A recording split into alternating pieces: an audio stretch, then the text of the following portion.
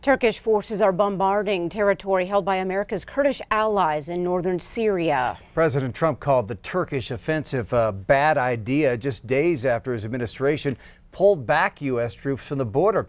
That move exposes the Kurds who have led the fight against ISIS. CBS News correspondent Natalie Brand is at the Pentagon.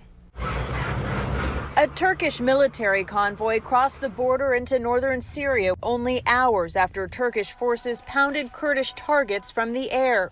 Syrian civilians could be seen fleeing by car and on foot.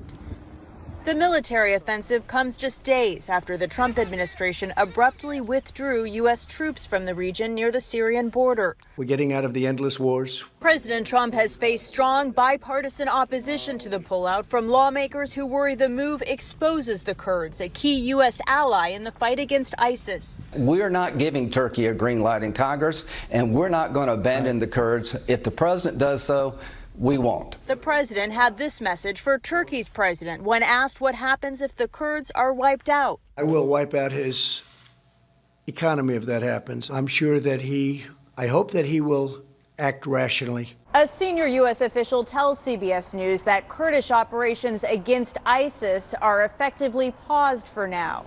If the Turkish incursion results in backing off pressure on ISIS in Syria and the release of hundreds of ISIS prisoners, that is potentially very destabilizing. In an interview with the PBS NewsHour, Secretary of State Mike Pompeo downplayed the concern. I'm confident that we will continue to protect the American people from that terrorist threat. But there have already been reports of unrest in overcrowded ISIS detention centers, sparking fears of breakouts and an ISIS resurgence. Natalie Brand, CBS News, the Pentagon. A bipartisan bill emerging in the Senate would punish Turkey for the incursion into Syria, and it could block U.S. arms sales to Turkey.